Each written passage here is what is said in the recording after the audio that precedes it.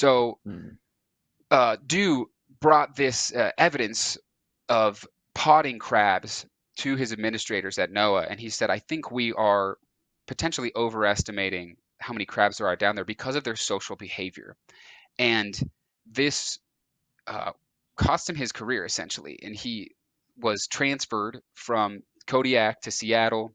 He spent the next 12 years trying to publish this research that he had done on these king crabs, and it was blocked and reviewed by administrators. He had to wait for his former bosses to retire to get these studies out.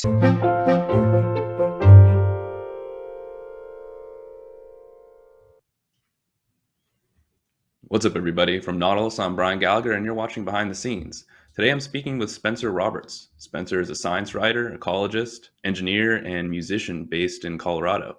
His work has appeared in places like Wired, The Intercept, The New Republic, and Jacobin. His recent story in Nautilus was Where Have All the Snow Crabs Gone? Spencer, thanks for joining us. Thanks for having me, Brian. So, to start off, would you mind summarizing your intellectual background as well as your work as a writer? Sure. So, by training, I am an ecologist with background in marine biology, or an emphasis with my bachelor's degree from CU. And by trade, I'm an engineer. I do software for rooftop solar. Right on. How did you get interest in marine biology? What drew you to that path? So I grew up. Um, I grew up near the ocean, or when I was young, I grew up near the ocean in San Diego, and yeah, I just always been fascinated by marine life.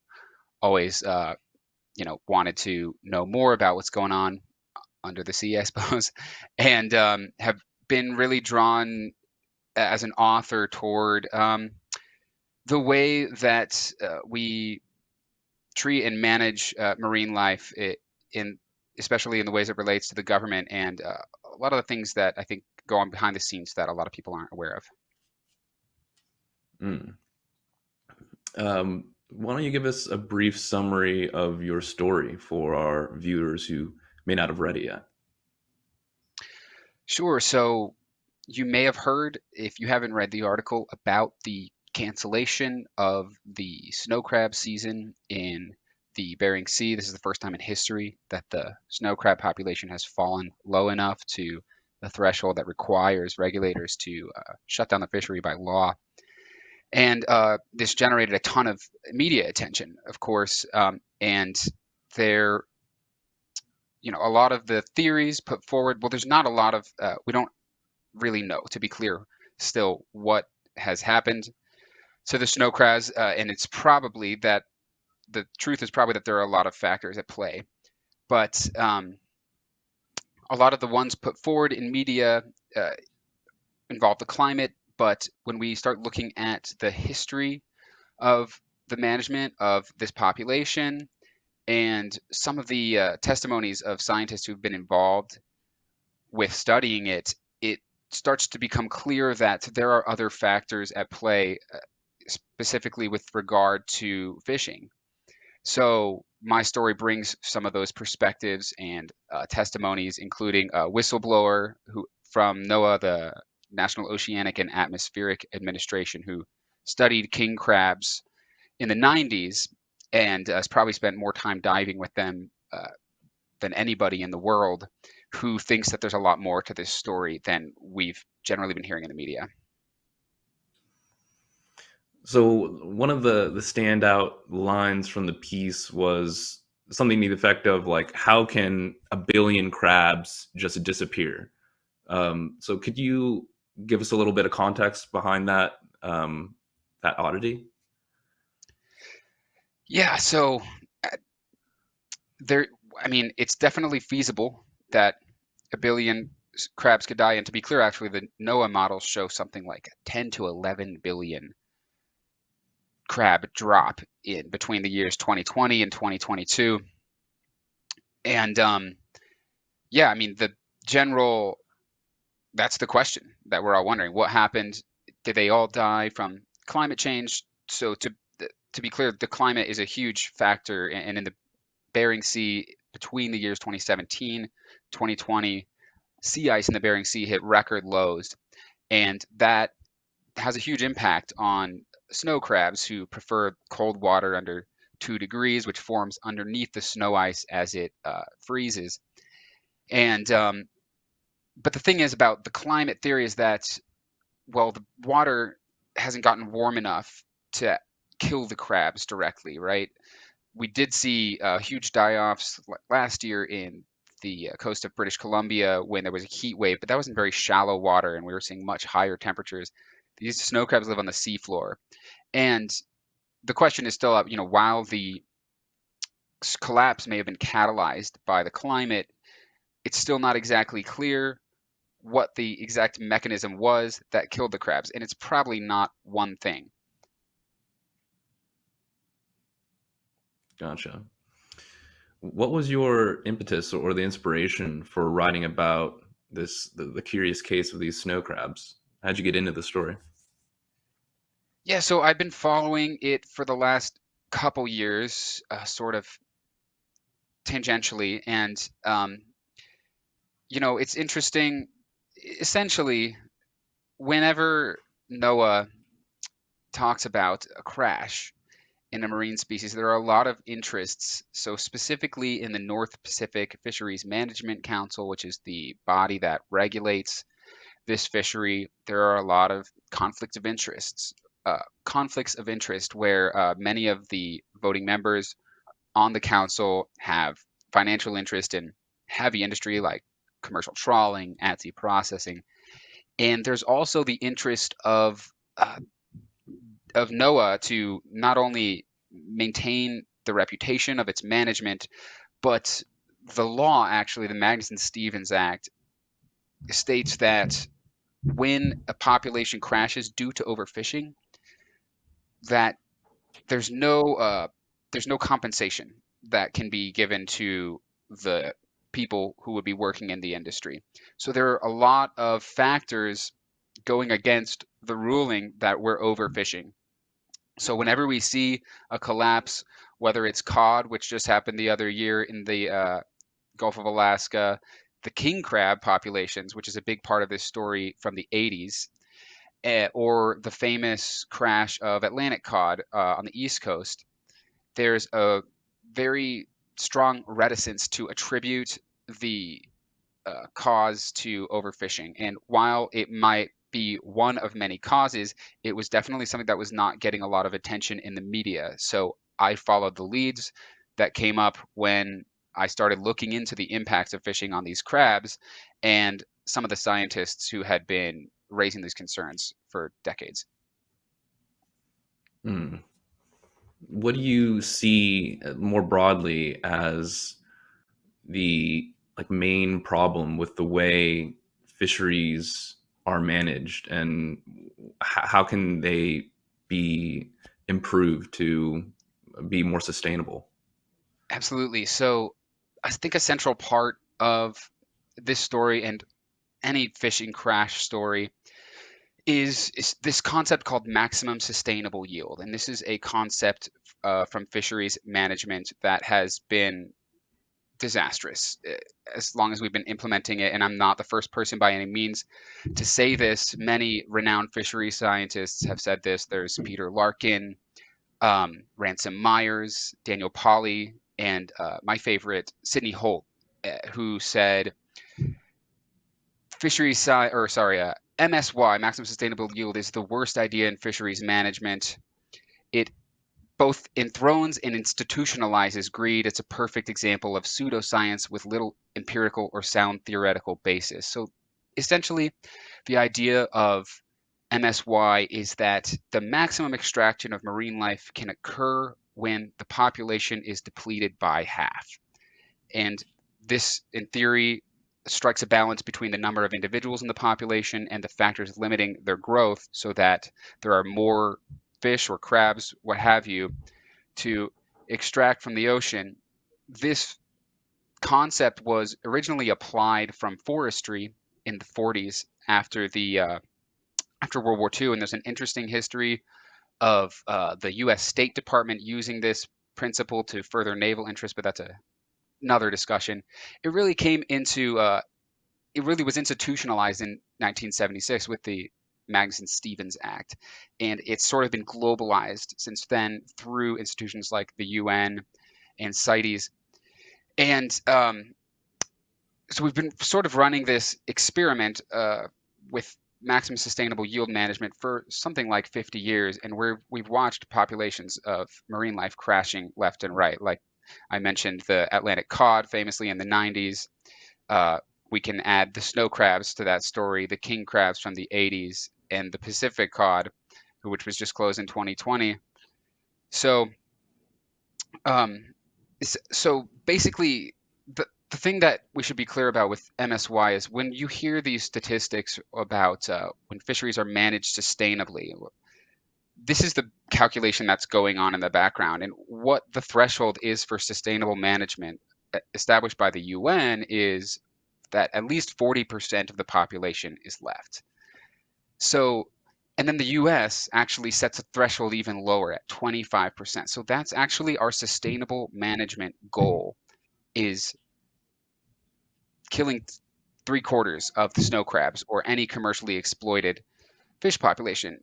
And when you add in factors like climate variability and the inherent error of our methods of sampling these creatures that we can't see underwater and we don't really understand that well, you can see how we're sort of playing with disaster here. So there's a lot of support and a big movement in marine science for what's called ecosystem-based fisheries management, which takes into account a lot of the things that MSY ignores, like broader ecological factors. We could think about climate change, and we should be thinking about climate change. In the case of the snow crabs, certainly, and about the other species in the ecosystem that aren't commercially important, that don't really fall into our frame of analysis when we look at maximum sustainable yield. So I guess I would say, and I would put this story in a big, broader context of as a cautionary tale, in a long list of other crashes that have happened under this paradigm of maximum sustainable yield management.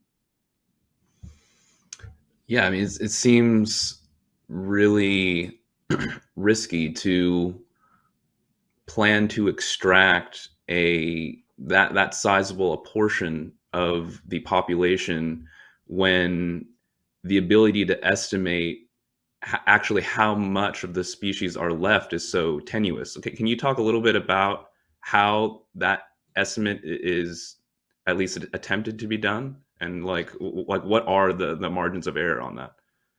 Yeah, exactly. And you can think about how we treat terrestrial wildlife populations, right? This kind of maximum extraction goal is pretty much unheard of. And yeah, the a big part of the story is, and this is one of the theories that was one of the things that I hadn't thought of at first that I actually came across in speaking with Braxton Dew, the NOAA whistleblower. And basically, what we do to estimate the populations of crabs on the seafloor is we drag a trawl net across the bottom for a short time, and then we count the crabs that we pull up, and we extrapolate the density that we find in that little section of the seafloor to big. It's something like a zero point zero 0.01. This is the figures that Braxton Dew gave me. 0.01 square nautical miles that we trawl. We extrapolate to 400 square nautical miles that density. So essentially, the statistics the nature of that extrapolation assumes a uniform distribution across the seafloor. And what's interesting about these crabs that live on the seafloor, and this is what Braxton Dew was studying in the 90s, is that they actually don't have a uniform distribution at all. They form these big aggregations on the seafloor. King crabs do this especially, and they're called pods. And we're not exactly sure why they do this. One theory is, protecting against predation. It might be that they're conserving heat. One of the cool theories I think that Braxton suggested was that they are actually amplifying a pheromone signal that can travel miles down the current, help crabs far and wide to find the pod.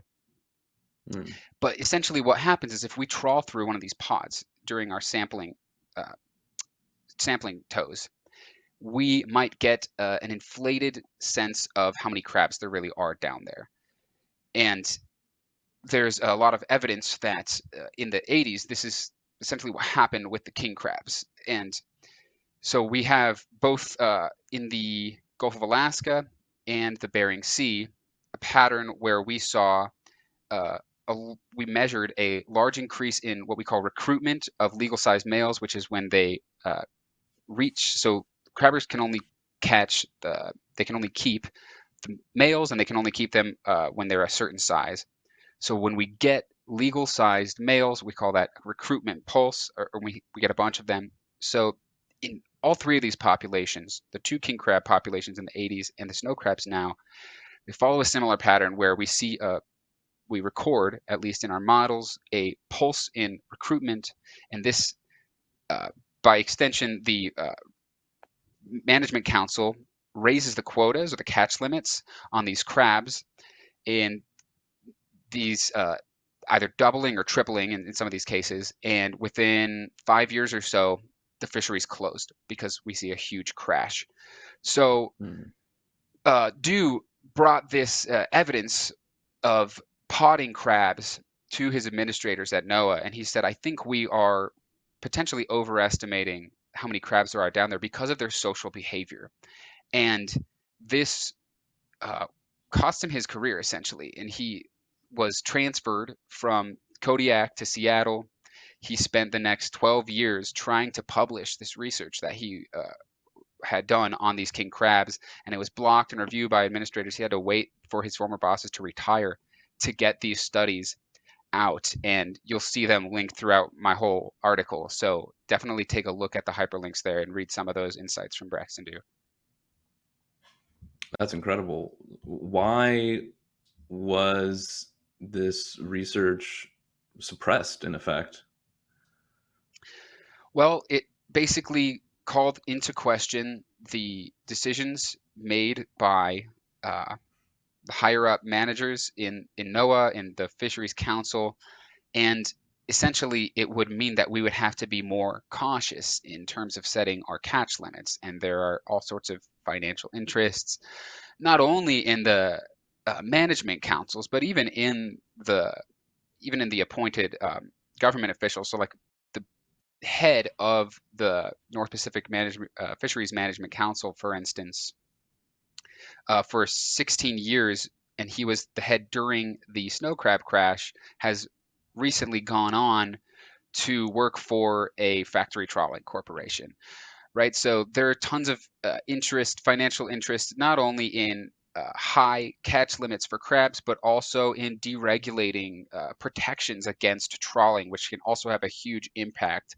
on benthic or seafloor populations like crabs. So essentially, I think Braxton Dew was kind of rocking the boat in a way that didn't really go over well in NOAA. Mm. I'm curious what your thoughts are. This is unrelated to the story, but on the recent news that seafloor mining for valuable metals and nodules and stuff will be going forward. And, I don't know how careful they're going to be about trying to mitigate the impact on the ecosystems down there, but have you been following that story at all? I have, not as closely as the crabs, of course, but I think, my general feeling is that we don't know enough about this. We don't know that much about these ecosystems. There's all sorts of life down there. Every time we send an ROV or remotely operated vehicle or submersible down to these abyssal plain ecosystems, we find new species, right? And we find sometimes like different life stages of species that that are important for other reasons and we didn't know lived down there at this time. um, I think it's very ill-advised to start commercially extracting these nodules without knowing. Just given our body of knowledge right now, I think it seems dangerous. Yeah. Can you tell us about any more interesting tidbits or anecdotes or ideas or bits of interviews you may have done that for whatever reason didn't end up getting into the final draft, whether because you thought it didn't really fit or it got cut? What can you Yeah, share? so there was a big section on bycatch, which is basically like the collateral damage when fishing vessels are catching other species and they kill crabs as well. So there are these factory trawlers, and there's a lot. I interviewed a few observers, and I wasn't able to get them to go on record. You know, they requested anonymity, and so their testimonies didn't make it. And I also talked to some fishermen about bycatch. So a lot of the bycatch issues didn't actually get discussed very much in my article. There is another one I would recommend people who are interested in this issue to check out in Manga Bay. Um, the author's name is I'm unfortunately forgetting. I think it's Elizabeth, but you'll find it. It's in Manga Bay. It's about the crabs. Discusses the bycatch issue in great detail. So definitely check that one out. Um, so there's some really interesting things about how observers who are basically scientists who are employed to work on these fishing vessels and monitor bycatch rates. There's all sorts of ways that we count bycatch is systematically and drastically downplayed. So observers, for one, are instructed not to count crabs that come up in pieces. One observer told me this happens on every haul of a trawl net. They are only supposed to count them in a given area, and there's all sorts of testimonies from observers about being pressured and even threatened sometimes by captains and crew to not to report bycatch accurately because it can result in them losing their license or basically having to shut down for the year because they've hit the threshold. And there's another interesting aspect of pelagic trawls. So we think of trawling, usually we're thinking of bottom trawling, which is dragging a net across the seafloor. And this is when you're fishing for things like sole, uh, flounders, shrimp. But there are also pelagic or midwater trawls, which are sort of in the middle of the water column. And for a while, we didn't really think this had an impact on the seafloor, but recent research shows that not only are these pelagic trawls dragging these things called trawl doors, which basically keep the net open, but there are these cables that could be in contact with the seafloor 75% of the time. It's like something like 50 to 75% of the time. So there's not really any regulation around pelagic trawling. And there are rising concerns among fishermen and biologists that these pelagic trawlers, which are generally fishing for things like pollock, are also having a huge impact on the seafloor.